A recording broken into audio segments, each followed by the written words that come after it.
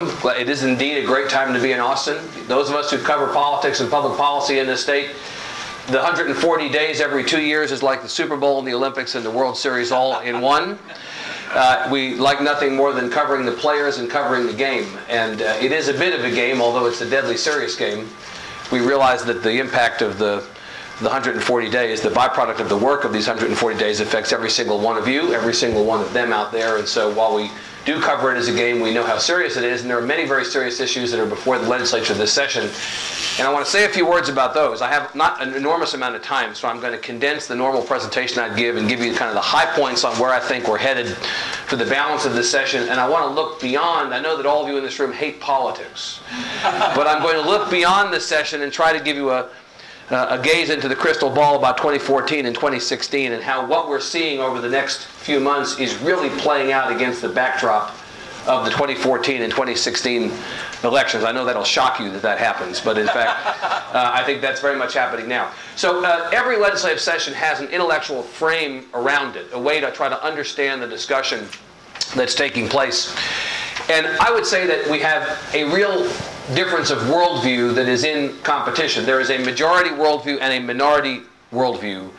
And the differences in these worldviews are driving the discussion in this building and elsewhere. The majority worldview was articulated by Governor Perry when he returned from the presidential campaign trail and reasserted his relevance. No one ever doubted that he'd be relevant during this session. Reasserted his relevance by articulating his budget compact. We don't want any new taxes. We don't want any increases in existing taxes. We don't want any accounting tricks. We don't want any fees. You understand what the governor was talking about. The governor did not say it exactly this way, but it has been said this way, and I think it nicely sums up the governor's worldview and the worldview of many people in this building. And that is that we do not have a revenue problem in Texas. We have a spending problem in Texas. This you hear at the national level. This is definitely a dominant worldview in the national political conversation as well. We do not have a revenue problem. We have a spending problem. We need to figure out how we can cut the amount of money that we spend as a state. We don't have to go out looking for new sources of revenue. That is the majority worldview. The minority worldview, still an important worldview, but just not as many people embrace it, is we don't have a spending problem. We have a failure to invest in the future of Texas problem. The idea is that we all love living in a low tax and low service state, and we never love living in a low tax state as much as on April 15th.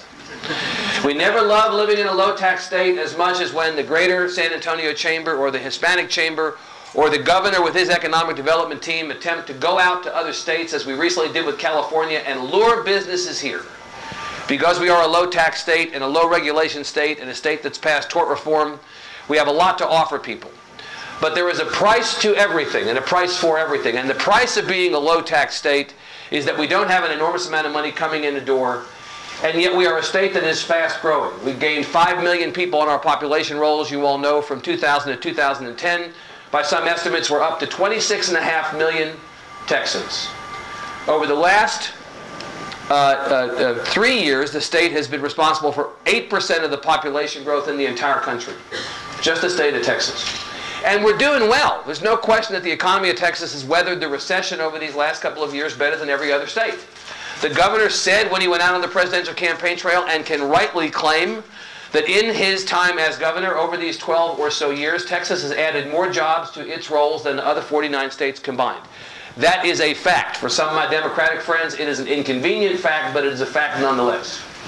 Over these 3 years in which we have been responsible for 8% of the population growth, we have been responsible for 40% of the job growth. That is also a fact over these last few years. Now, you can pick at those statistics, but the reality is the state is fast growing. We're bringing a lot of businesses here. And so the question of whether we have enough revenue to meet our basic needs at a time of fast growth is really the whole ballgame. It is the planet, and every one of these other issues is orbiting around it. We go into a session that began the day before we gavelled in with a revenue estimate from the comptroller that was positively giddy by comparison to what we heard 2 years ago. Not only do we have more money in this biennium than we had in the last biennium, but we have more money in the last biennium than we thought we had. $8.8 billion more, she tells us, thanks in part to better than expected sales tax collections, the recovery of the economy, the Eagle Ford Shale and other shale plays, $8.8 billion. I would observe that this is not a rounding error, $8.8 billion. This is not, well, we got it wrong a little bit. And I would ask rhetorically, is this any way to run a state? To budget every 2 years, to project using the very bad. I believe the comptroller is a good person with a good heart. I'm not questioning her competence. I'm questioning whether the system that we use to budget in this state is up to the task of a state of this size. If any of you ran your businesses this way, and you budgeted and set priorities on the basis of what you expected to have, came back 2 years later to find that you had $8.8 billion more than you thought you had, you might have made a series of different choices, wouldn't you have? And in the case of public education specifically, so controversial coming out of the last session, depending upon how you do the math, we either cut $4 billion or $5.4 billion. Either way, historic for public education. I have asked the Speaker, I have asked Chairman Williams on the Senate Finance Committee, Chairman Pitts on the Appropriations Committee, down the line, if you knew 2 years ago that you had that $8.8 billion more than you thought you had, would you have cut public education? Oh no, they say. Well, then the logical next question to ask is, if you know that you have that money now, why don't you reinstate those cuts? Well, it's more complicated than that.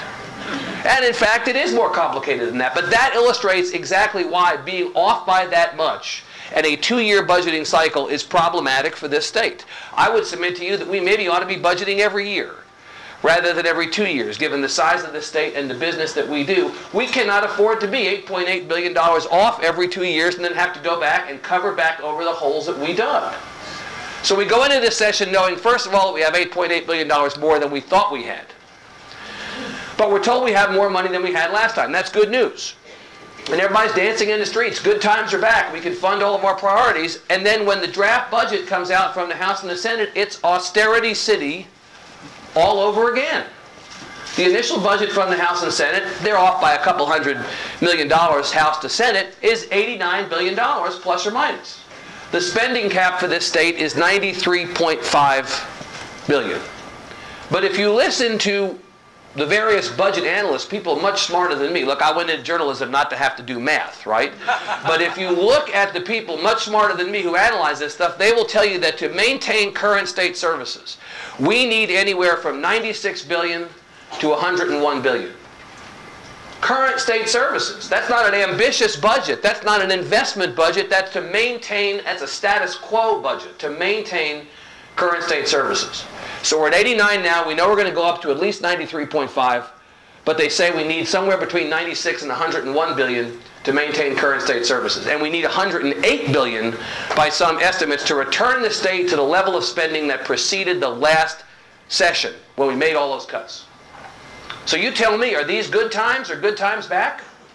Are these giddy times? And given the rapid population growth, not just the volume of population growth, but the change in the composition of the population, hurtling toward Hispanic majority status, and growth in places where we as a state have historically underinvested the most on public education and health and infrastructure and broadband and on, do we have enough money to meet the budget of this state? Now we have an additional problem here, which is that we underfunded Medicaid last session by, it looks like, $4.5 billion. We're getting off easy. It could have been significantly worse than that. We wrote a 17-month Medicaid budget for a 24-month biennium. This is one of those charming accounting tricks that we take for granted around here. You try walking into your HEB in San Antonio and say, give me milk and eggs and bread today and I'll pay you in January. You wouldn't get out of the parking lot. But that is how we balance our books in this state. That has become business as usual. So we wrote a 17-month Medicaid budget for a 24-month biennium. So now we have to pass a supplemental appropriations bill being discussed in this building today to go back and put $4.5 billion into the account, money that we had already committed to. We had a school payment that we deferred that was another couple billion. We had Bastrop fires and other wildfires in West Texas that we have to make money up for. That $8.8 billion that we had last session that we didn't know we had is going to be pretty much gone by the time all these supplemental appropriations are done. Now, a bipartisan group of Democrats and Republicans is, is talking about putting back in another supplemental appropriations bill still to be discussed, almost $1 billion into public education. These are Democrats and Republicans, cats and dogs living together. Who ever thought it would happen? So there is some discussion of putting some money back into public ed. But the most complicated aspect of public ed, as you know, is this school finance lawsuit. More than 600 school districts sued the state Judge Dietz here in Austin said that there is no question that the system of funding public education is unconstitutional. He estimates that we may need to put in $2,000 per enrolled public school student to make this right. $10 billion. Not just $10 billion a biennium, $10 billion a year. $20 billion. If you're talking about having to find $20 billion, and we're not going to know ultimately until the state appeals, we'll have the ruling of the Supreme Court here in a while, and so we'll get into 2014 and we're going to have a sense of what's going on. But if you're talking about having to put $20 billion or even $10 billion into public education, where are we going to get that money from? I'll tell you right now that if Judge Dietz's ruling is upheld by the Supreme Court, and there's really some question as to whether it will be, but if it were to be upheld, and we're talking about $10 to $20 billion, the only two words that spring to mind are tax bill.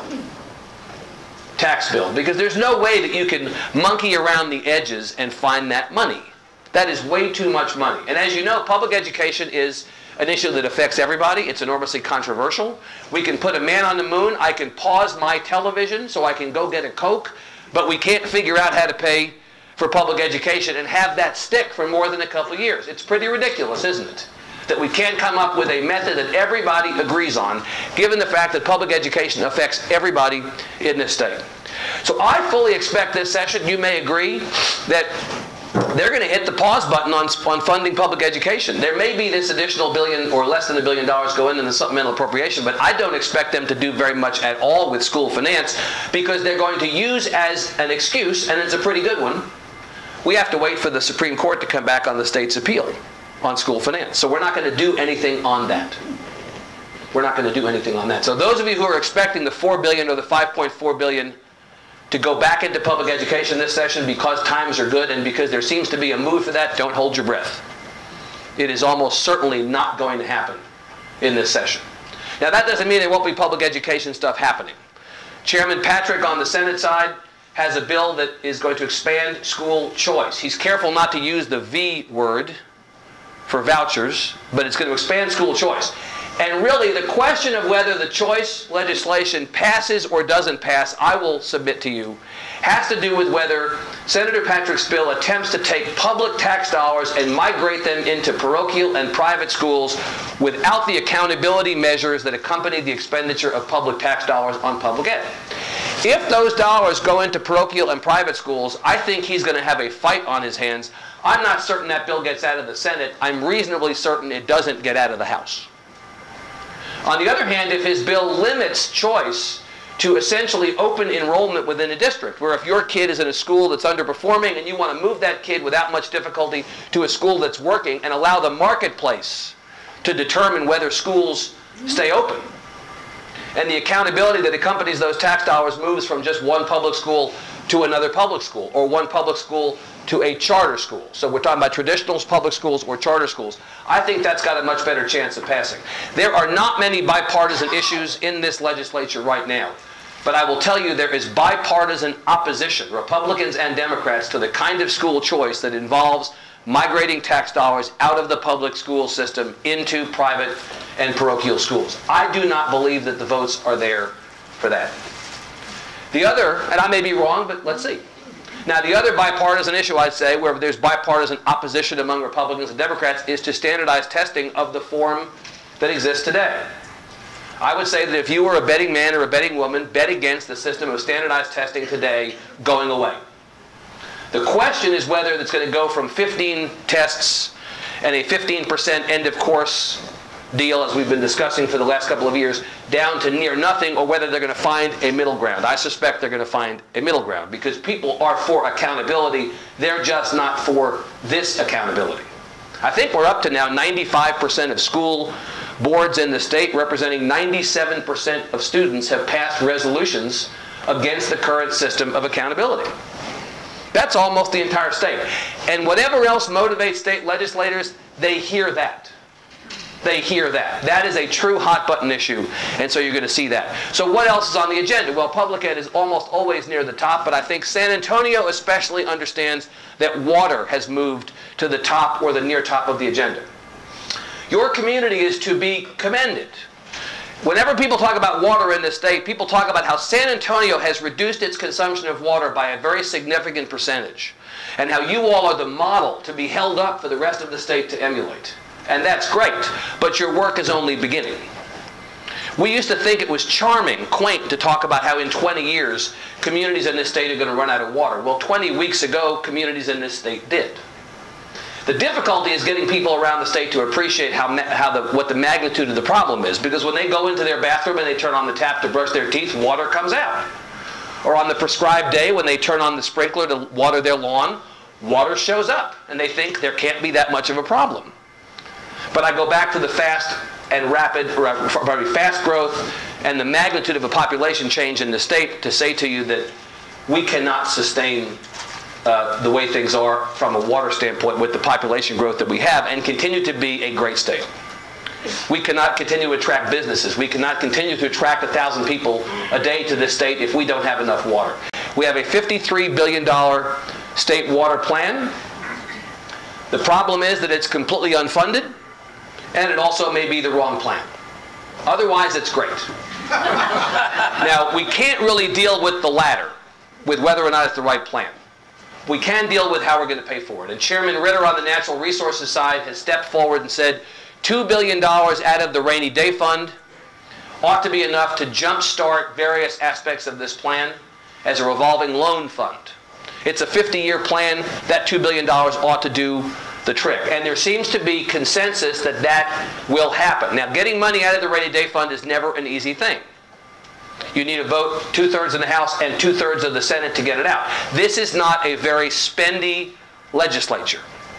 It is still a very conservative legislature in a very conservative state, and many people elected in the last 2 cycles were elected to reduce the size of government, to get us to stop spending money. And they look at that rainy day fund, remember what happened last session, they look at the rainy day fund and they say, we don't particularly want to spend money out of the rainy day fund. The speaker, your speaker, our speaker, San Antonio's Joe Strauss, or as he referred to himself the other day, Terrell Hill's Joe Strauss. When I asked him whether he supported Mayor Castro's sales tax increase, he pointed out that he was from Terrell Hill's and he didn't have to have an opinion. I gave him that one. Joe Strauss told me recently at a public event he believes that there's the votes in the House to get the money out of the rainy day fund for water, and we think that there's votes in the Senate. Now, there's also a move afoot to take money out for transportation. So we have a $53 billion nut on water over 50 years. We have something like a $315 billion nut on transportation over 20 years, just to maintain current roads at the current level of congestion. Both of which are ridiculous things to say, because we're not going to need no more roads, and the population is growing every day. Congestion is by definition going to get worse. $315 billion. Chairman Williams thinks $3 billion out of the rainy day fund for transportation might likewise jumpstart whatever work needs to be done. The speaker, I thought it was very interesting, was more skeptical about that. He said, I'm not really sure that's the best way to go. So we're back to looking at registration fee increases, as Chairman Williams has proposed, or a driver's license fee increase, as the speaker has proposed, or possibly go back to local control and let, as your community did in choosing to vote an 1/8 of a cent sales tax increase to fund pre-K, maybe we kick it back to the communities and say, if you all want to vote up or down on a tax increase to fund transportation projects in your community, we believe in local control. Take local control. Happened in San Antonio and in Austin on the medical school this last election cycle, where the communities voted to approve an increase. So maybe that's the way to go. But that is a huge issue, transportation. Let me say a word about health care, and then politics, and then take questions. 5.8 million by the census's estimate back in September, 5.8 million uninsured Texans, 23% of our population. We have the highest percentage and the highest raw numbers of uninsured citizens of any state in the country. By some estimates, we may now be up to 6.2 million uninsured Texans. It's getting worse. The Affordable Care Act is constitutional thanks to the Roberts Court, and because of the re-election of the president, it's not going anywhere. So the question is, living in the reality-based world, what do? We can close our eyes and squeeze real hard and stamp our feet and say, we wish the president lost. Or we wish the Affordable Care Act didn't get passed. Or we wish it was different. Or we wish it was bipartisan. But none of those things, when you open your eyes back up, is going to be the case. So the question is, what do you do? Yesterday at 5 o'clock, I think the entire game changed. Yesterday at 5 o'clock, Governor Rick Scott of Florida caved. That's by the Republicans' description, not mine. And he said Florida is going to expand Medicaid. The leverage Texas enjoyed, the governor has said, we refuse to expand Medicaid, we refuse to create a state insurance exchange. The leverage the governor has enjoyed up to this point has been in the idea that this large population plus that large population in Florida, resisting getting into the Affordable Care Act meant that the Obama administration could not make the math on cost savings work. If you left out the massive population that Texas and Florida represented together, that it wouldn't work. Well, now Florida's in. And Rick Scott is by no means the only Republican governor to be in. So the question is, what do we do? Steve Murdoch and Michael Klein of the Hobby Center at Rice say that if we embrace aspects of the Affordable Care Act, principally expanding Medicaid, we could insure 3 million of those 5.8 million Texans by the end of next year. The amount of money is enormous.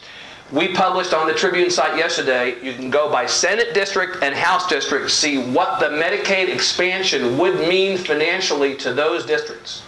So you can now go and see, for San Antonio, this is how much money we'd be getting, or by continuing to refuse to expand, this is how much money we're leaving on the table. I'm not advocating for expansion. I'm saying simply we have an enormous problem. Healthcare costs have now risen to equal public education costs as a percentage of the unrestricted portion of our budget, and will soon eclipse education spending as a percentage of our budget.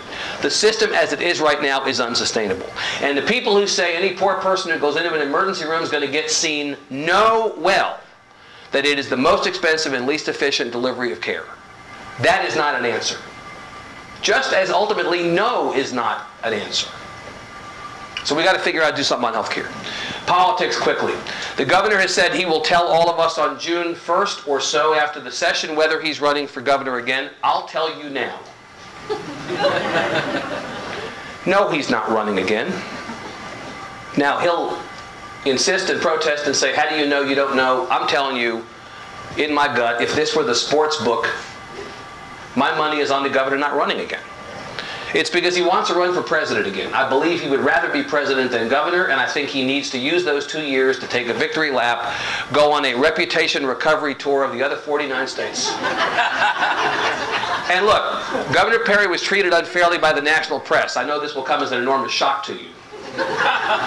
Some of the trouble he made for himself, some of the trouble was made for him simply because he doesn't go the way that they go. But the fact is, Governor Perry is a proud conservative, and he will be running, if he runs again, a conservative campaign, learning from the mistakes he made the last time. I would submit to you that the governor ran against a B-level team. He couldn't beat Herman Cain last time, and he's running against the 27 Yankees if he runs again in 2016. Rubio, Christie, Paul Ryan, Jeb Bush. You go down the list of the people who may run. That's a tough field. But the governor has been an enormously successful politician, but for the presidential race. We've all seen it for the last 25 plus years. Never underestimate the governor, but I believe he is not running for governor. And I believe that January 2015, in ink, on your calendar, write it down, Greg Abbott inaugurated the governor of Texas. Because the Democratic Party hasn't elected anybody in this state since 1994, statewide, and the likelihood is that that's not going to change in the next election cycle. And the only way a Republican gets a primary opponent is if somebody gets to the right of him in this state, and ain't nobody getting to the right of General Abbott. So I'm telling you, that's what I think will probably happen. Likewise, I think the pressure from below upward will ultimately result in a change in the lieutenant governor's office, and I believe, despite the fact that he says he's 101% sure he's running again, my money is on Lieutenant Governor Dewhurst not running again either. And you're going to have a competitive primary that will feature, among others, Comptroller Combs, Commissioner Staples, Commissioner Patterson, possibly Senator Patrick, who knows? And we in the press, we're not really journalists, we're fight promoters, we like action. And that primary for Lieutenant Governor, should it occur, will be Ali Frazier. It'll be great. It'll be the primary that we've wanted for all these years in the non-competitive wilderness. And again, from a Democratic perspective, Again, no Democrat elected statewide since 1994. The Democrats right now are the third party in a two-party state. The two parties are the Tea Party and what we used to call the moderates before that became a cuss word. And that's where the action is. Right now, the numbers in the House and Senate, the Democrats can't pass anything on their own and they can't prevent anything on their own. And they really have no candidates to run plausibly at the statewide level for the foreseeable future. And that is just a fact. I think in 2018 you could have a real Patty Duke moment with your mayor running for governor and your congressman running for the United States Senate. And I think that would be the first glimmer of a Democratic comeback. Maybe they'd win, maybe they wouldn't, but it's at least plausible. And as you look around the state, there's plenty of talent on the bench, but it's on the bench. So I think we're looking at the likelihood of Texas turning blue being off sometime in the future. But if it does turn blue, it's going to start in San Antonio. And with that, I'm going to let you ask questions for the balance of time, and I'll try to respect your schedule, and I'm happy to answer them.